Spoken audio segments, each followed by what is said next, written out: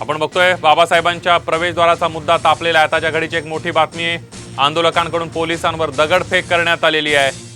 आंदोलन चिघळलेलं आहे। अमरावती जिल्ह्यातल्या पांढरी खानापूर इथल्या प्रवेशद्वाराचा मुद्दा आता चिघळलेला आहे। आंदोलकांनी पोलिसांवर दगडफेक केली आणि त्यानंतर काही प्रमाणामध्ये पोलिसांनी लाठीचार्ज केल्याचं सुद्धा पाहायला मिळालं। ही काही दृश्य आपण बघतोय।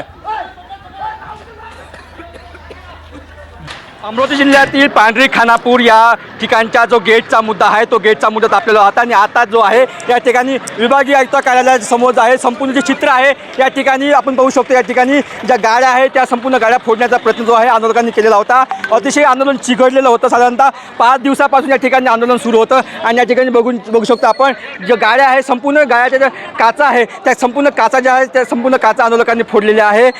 आंदोलकांनी अतिशय तीव्र होत या ठिकाणी काचा फोडल्या। पोलिसांच्या असतील किंवा अग्निशामक दलाच्या ज्या गाड्या आहे त्यासुद्धा फोडण्याचा प्रयत्न करा। आपण पाहू शकतो या ठिकाणी संपूर्ण दगडाचा खच आहे तो दगडाचा खच पाहू शकतो आणि या ठिकाणी संपूर्ण दगडफेक जे आहे ते पोलिसांवर आंदोलनकर्त्यांनी केलेली होती। साधारणतः 2 तासापासून जो प्रशासन असेल किंवा पोलीस असेल त्यांनी आंदोलकांना समजवण्याचा प्रयत्न केलेला होता, मात्र ते कुठेही ऐकले नाही आणि या ठिकाणी संपूर्ण आंदोलनाला हिंसक वळण आलं आणि या ठिकाणी लाठीचार्ज करावा लागला। मात्र या लाठीचार्जला उत्तर देत आंदोलकांनी सुद्धा या ठिकाणी दगडफेक केली आणि आता या ठिकाणी संपूर्ण आंदोलकांना पांगवण्याचं काम आहे ते पोलिसांनी केलेलं आहे। मात्र आता जरी शांतता असली तरी मात्र या ठिकाणी संपूर्ण काही वेळा आधी तणावाचं वातावरण होतं। मात्र आता या ठिकाणी राज्य राखीव बलाच्या ज्या तुकड्या त्या दाखल झालेल्या आहे आणि आता अमरावतीची जी परिस्थिती आहे ते नियंत्रणात आहे। अमर गटारे, साम टीव्ही, अमरावती।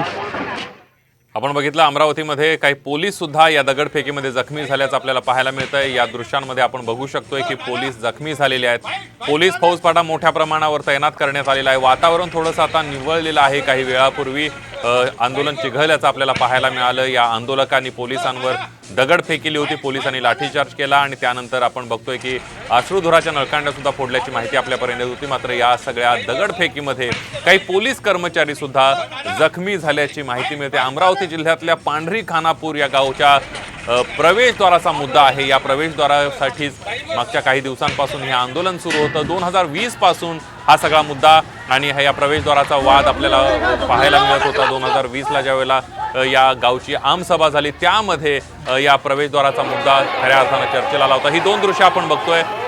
ही पहिली दृश्य आहे ज्यावेळेला आंदोलक आणि पोलिसांमध्ये थोडीशी बाचाबाची झाली आणि त्यानंतर दगडफेक सुरू झाली, लाठीचार्ज झाला, ती दृश्य आणि त्यानंतर वातावरण निवळल्यानंतरची ही दुसरी दृश्य आपल्याला पाहायला मिळतात। त्यामध्ये काही पोलीस कर्मचारी जखमी झाल्याचं सुद्धा आपल्याला पाहायला मिळतंय। मोठ्या प्रमाणावर दगडफेक झालेली आहे आणि यामध्ये आपण ही दोन्ही दृश्य आपल्याला लक्षात येऊ शकते। अनेक गाड्यांची तोडफोड सुद्धा करण्यात आलेली आहे। दगडफेक करतानाचा व्हिडिओ सुद्धा एक समोर आलेला आहे। साम टीव्हीने तो व्हिडिओ काही वेळापूर्वी दाखवला आणि ही दृश्य आपण बघितली तर अमरावतीमध्ये या सगळ्यामध्ये पालकमंत्र्यांनी सुद्धा या आंदोलनामध्ये लक्ष घातलेलं होतं। या आंदोलकांची भेट, आंदोलकांचे जे प्रतिनिधी होते, दोन्ही बाजू होत्या त्या ऐकून घेण्याचा प्रयत्न केला होता।